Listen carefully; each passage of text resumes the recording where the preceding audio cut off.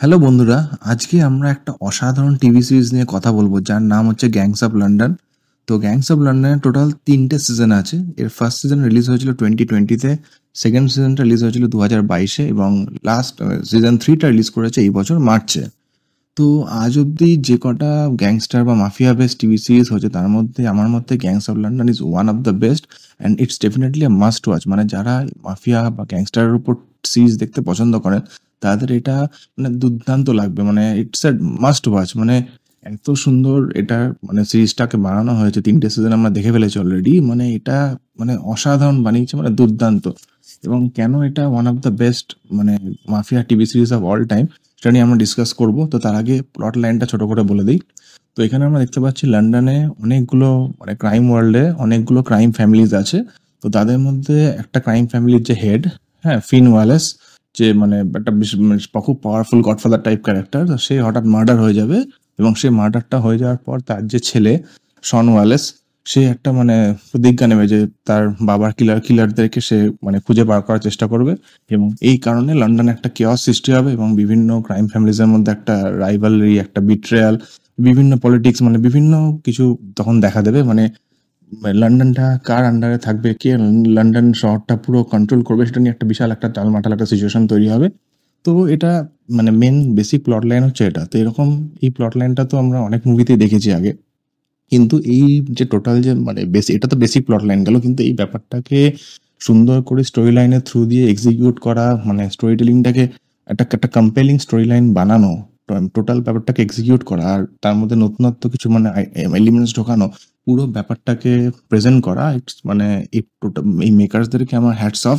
মানে এত সুন্দর করে মানে পুরো স্টোরি লাইনটা লেখা হয়েছে, এত সুন্দর করে। মানে এখানে প্রচুর ক্যারেক্টার্স আছে, মানে অনেকগুলো ক্রাইম ফ্যামিলিজ আছে বিভিন্ন মানে জায়গা, বিভিন্ন কান্ট্রি। তো টোটাল ক্রাইম ফ্যামিলিজগুলোর মধ্যে যারা হেড, মানে যারা মেন লিড ক্যারেক্টার্স, তাদেরকে ক্যারেক্টার ডেভেলপমেন্ট করা প্রপারলি, তাদের মধ্যে যে একটা মানে রিলেশনশিপ, মানে ইমোশনাল যে কানেক্টটা, টোটাল ব্যাপারটা এত সুন্দর করে মানে সাজানো হয়েছে পুরো মানে সিরিজটাতে, যে আপনার মানে দেখতে খুব খুব ভালো লাগবে, খুবই অসাধারণ লাগবে। আর আরেকটা যেটা মেন হাইলাইট এই সিরিজটা, সেটা হচ্ছে যে অ্যাকশন। মানে অ্যাকশনটা এত ব্রুটাল এবং এত রিয়েলিস্টিক যে আপনার সত্যিই মানে খুব বিলিভেবল লাগবে অ্যাকশনগুলো। মানে ওভার দ্য টপ কোনো অ্যাকশন নেই এখানে।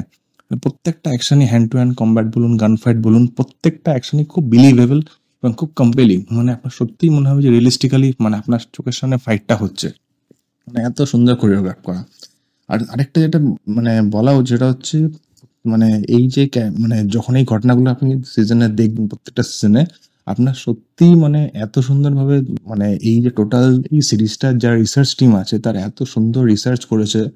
মানে সিরিজটা বানানোর আগে মানে অ্যাকচুয়াল যারা যে ক্রাইমসগুলো ঘটেছিল লন্ডনে সেগুলো থেকে ইন্সপিরেশন নিয়ে টোটাল ভালো করে রিসার্চ করে এত সুন্দরভাবে ব্যাপারটাকে মানে সাজানো হয়েছে যে আপনার মানে সত্যিই যখন ঘটনাগুলো ঘটছে, বিভিন্ন শুট আউটগুলো বা গান ফাইট বা বিভিন্ন ব্রুটাল যে কিলিংসগুলো সিরিজটাতে হচ্ছে, আপনার সত্যিই মনে হবে দেখে যে অ্যাকচুয়াল লন্ডনের স্ট্রিটসে এই ব্যাপারগুলো সত্যিই ঘটছে। মানে পুরোপুরি রিয়েলিস্টিক লাগবে। মানে এতটা রিয়েলিস্টিক পোর্ট্রেল আমি খুব একটা মানে খুব কম দেখা যায় এসব টিভি সিরিজগুলোতে বা ওয়েব সিরিজে। তো it's hats up to the makers. মানে এত সুন্দর রিসার্চ ওয়ার্ক করে এত সুন্দর করে তারা উপস্থাপনা করেছে অডিয়েন্সের সামনে। তো মানে দারুণ এক্সিকিউশন, খুব আর দারুণভাবে ব্যাপারটা লেখা হয়েছে। মানে মানে hats up to all the মানে টু দ্য এন্টায়ার টিম।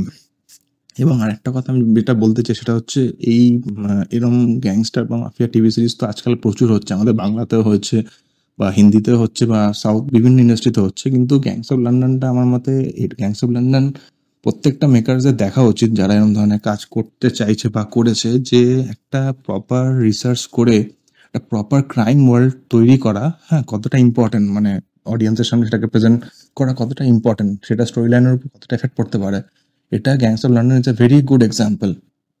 কেননা আপনি যদি একটা কনভিনসিং ক্রাইম ওয়ার্ল্ড বিল্ড করতে না পারেন অডিয়েন্সের সামনে, ক্যারেক্টার্সগুলো যদি বিলিভেবল না হয়, তাহলে সেই মানে সেই গল্পটার কোনো ছাপ অডিয়েন্সের উপর থাকে না। অডিয়েন্স সেই মানে ওয়ার্ল্ডটার সাথে কানেক্ট করতে পারে না যে এই ঘটনাটা মানে ঘটছে বা এটা পসিবল। ঠিক আছে, তো সুতরাং এইসব সিরিজ বা অ্যাকশন বা মাফিয়া টিভি সিরিজগুলো বানানোর জন্য প্রপার রিসার্চ করাটা এবং ক্যারেক্টার্সগুলোকে বিলিভেবল বানানো, ক্যারেক্টার্সগুলো ডেভেলপমেন্ট করা, ঠিক আছে, এটা খুবই ইম্পর্টেন্ট। এটা প্রত্যেকটা যে কটা সিজন আমরা দেখেছি এই সিরিজটা, প্রত্যেকটা সিজনে আস্তে আস্তে আস্তে আস্তে স্টোরি লাইনটা ডেভেলপ করেছে, ক্যারেক্টারগুলো আস্তে আস্তে ডেভেলপ করেছে এবং খুব মানে কনভিন্সিং আর খুব মানে রিয়েলিস্টিক্যালি টোটাল ব্যাপারটা পুরো পোর্ট্রে করা হয়েছে। তো আমার মতে যারা গ্যাংস্টার মাফিয়া সিরিজ যারা পছন্দ করেন তাদের জন্য এটা ডেফিনেটলি মাস্ট ওয়াচ। আপনারা যদি এখনো না দেখে থাকেন সিরিজটা দেখে ফেলুন, আমার তো মনে হয় দারুণ লাগবে এবং it's a must watch for everybody. মানে ফুল পয়সা বসুল, মানে দারুণ লাগে। মানে ফার্স্ট টু লাস্ট 3টে সিজন আছে, 8টা 10টা করে এপিসোড আছে। আপনার খুবই থ্রিলিং লাগবে এবং একটা সময় আপনার বোর লাগবে না। হ্যাঁ, তবে যাদের একটু মানে ব্রুটাল অ্যাকশন যারা দেখতে অভ্যস্ত নয় বা যারা পছন্দ করেন তাদের জন্য হয়তো এটা একটু বেশি ভায়োলেন্ট লাগবে, বাট স্টিল আমার মনে হয় একবার হলেও সিরিজটা আপনাদের সবার দেখা উচিত। তো আজকে এই সিরিজটা নিয়ে কথা বলার ছিল। নেক্সট এপিসোডে আরও কোনো টিভি সিরিজ বা মুভি নিয়ে আমরা ডেফিনেটলি কথা বলবো। আপনারা সবাই ভালো থাকবেন। Take care, good by.